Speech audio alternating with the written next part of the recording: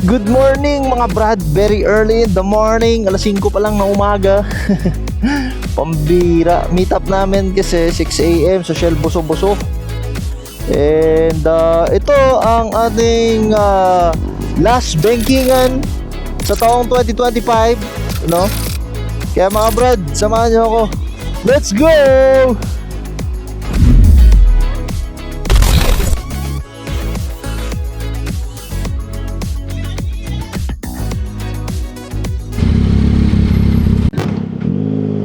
Bira mga brad, yung mga kasama natin, oh, hindi pa nagre-reply, oh.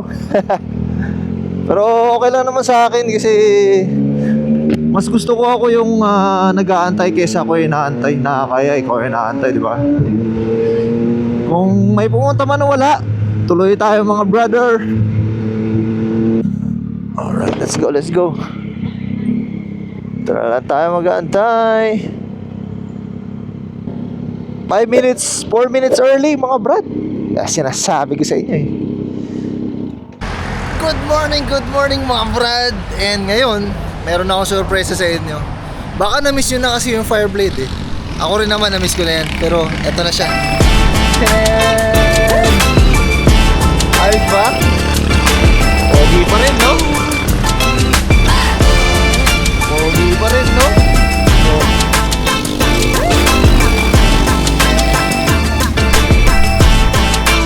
United.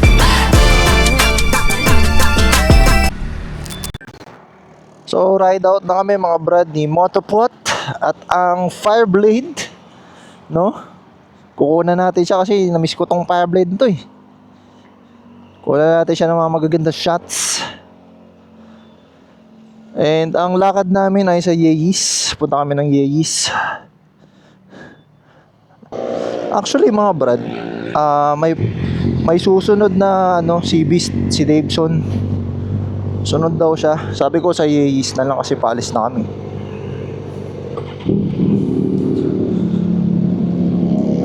Binyag sa bagong jacket. Shoutout nga pala kay Moto Market.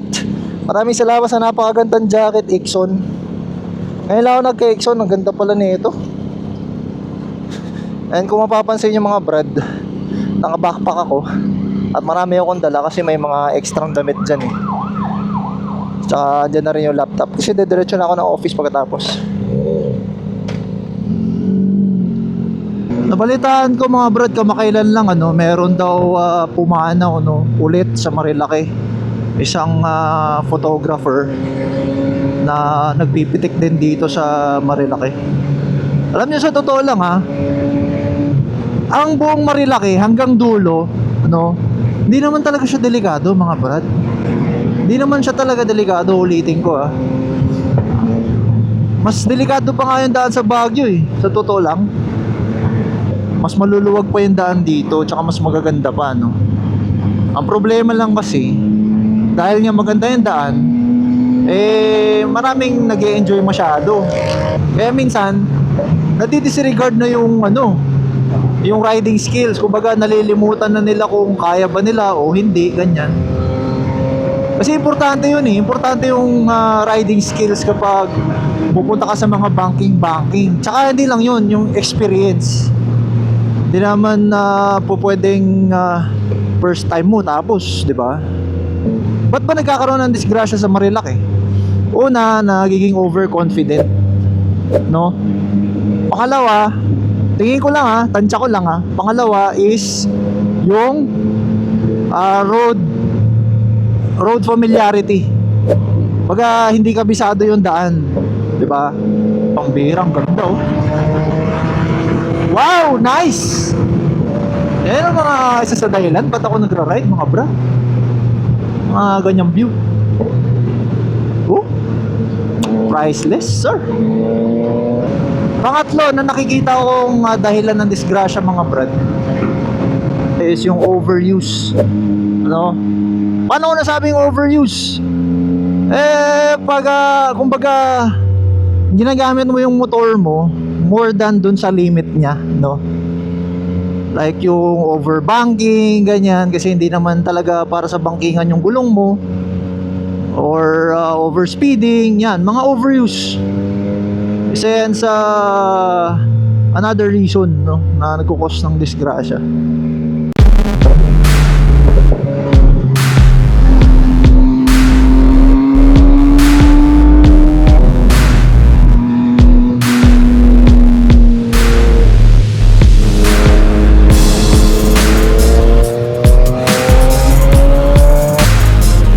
Uy, Jordan.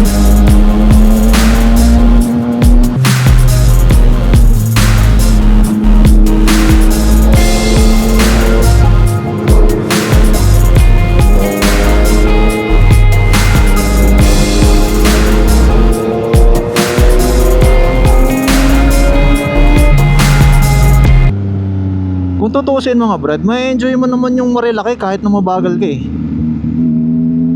Ay, pambira, may nalaglag na puno.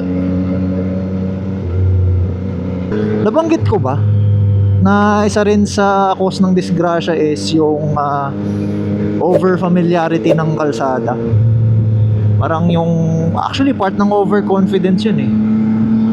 Kasi dahil nga kabisado na rin minsan nagiging alam ko na yan, ganito, ganyan. So kumbaga hindi na tayo nakakapag-ingat masyado, no? Parang ganito, medyo mamoist yung kalsada, no? If seasoned driver ka, alam mo na madulas yan. Kahit na gaano kakapit yung gulong mo, kapag madulas ang kalsada, olats pa rin, brother. Ayan, lalo na yung mga makintab. Naku, tapos tiga mo, basa na yung mga gulong namin, no? Ayan yung magpiping sa'yo na slow down, eh. Dagdagan natin yung traction control. Gawin natin 2. Ayan, maganda sa electronics ng mga motor, no?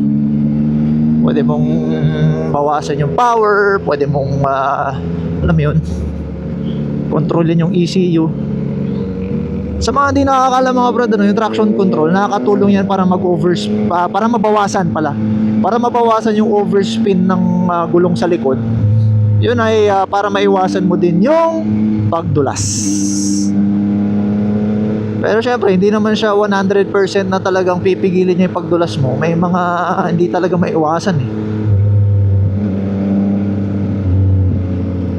So nilagay ko sa traction 2. Kaya natin traction 2. Mahirap mag-banking sa ganito, no? Moist yung daan. Oo, let's tayo dyan, brother. Pag nakikita nyo mga brad, ito ano lang advice lang pag nakikita nyo na medyo makinang yung daan, para lang to sa mga sa mga newbie. Pag nakikita nyo na yung daan is medyo shining, shimmering, splendid, no? Moist yan. So iwasan natin yung mag-overspeeding or yung overbanking, no? Para hindi tayo madulas.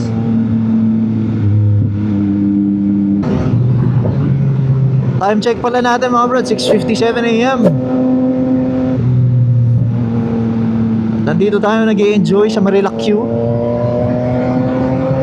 Di ba? Tingnan mo, makakapag-enjoy ka rin naman kahit na hindi ka nagkakarera eh. Di ba? Manage lang natin yung speed natin. Although masarap talaga kasi dito. Based on my experience aminado naman ako dyan. Hindi naman ako nagmamalinis Masarap talaga dito magmotor. Isipin mo ganito kagandang daan, tas medyo maluwag pa. Tas ganyan pa kaganda yung view. Ay, sus apo.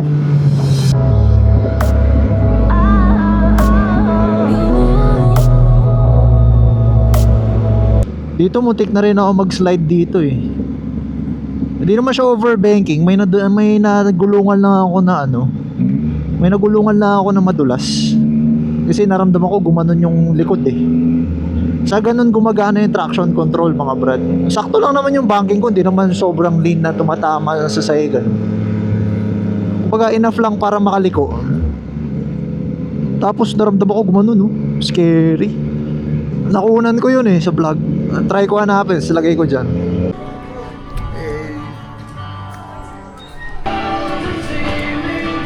Ayun, mabilisang breakfast lang kami mga brad. Alas 8 kaso yun, nagmaambon, parang moist.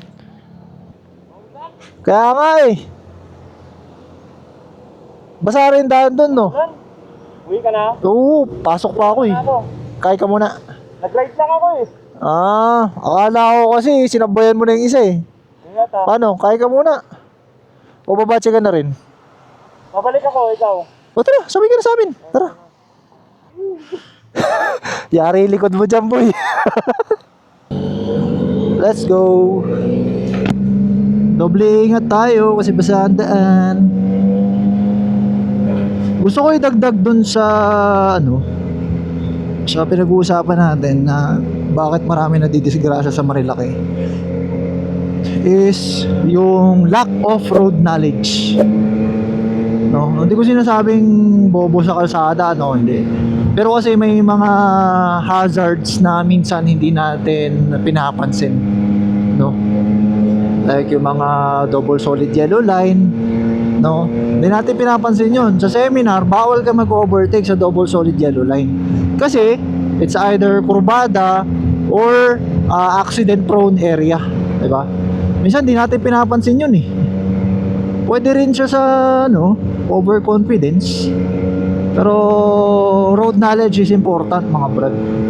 Ano ba yung ibig sabihin ng mga arrows na yan, diba?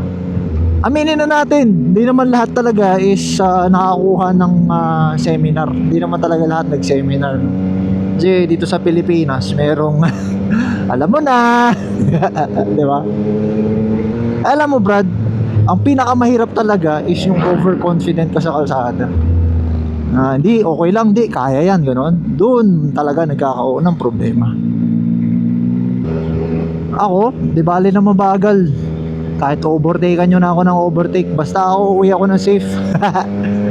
Kasi ang disgrasya, mga brad, once na nangyari na yan, hindi mo na mairi-reverse yan eh.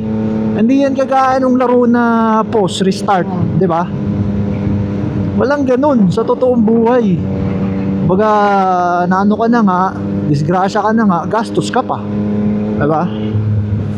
Pinakamaganda lagi kapag nagmotor tayo, lalo na sa mga ganitong mataong lugar na kalsada, itrato natin na parang bang first time natin lagi, para hindi mawala yung para maiwasan ang overconfidence. Kasi mga brad, di naman to racetrack eh. Huwag itrato natin yung Marilaki ng may respeto, para irespeto rin tayo ng Marilaki.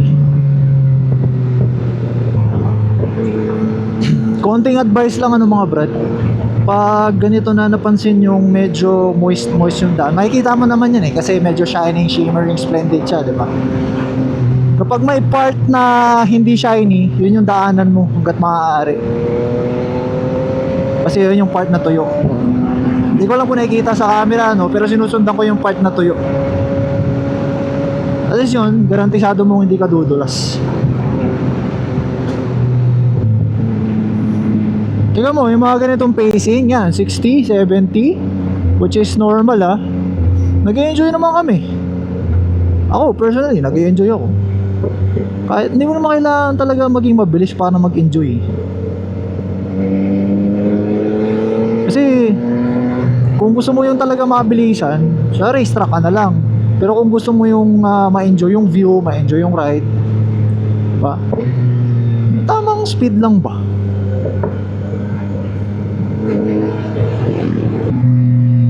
Uy, pambira. Dulas nun Teka mo yun ang bagal ko lang nun, pero nadulas ako dun. Nag-skid ng konti. Much more kung mabilis ako, di ba? Matik, simple lang yun, bro.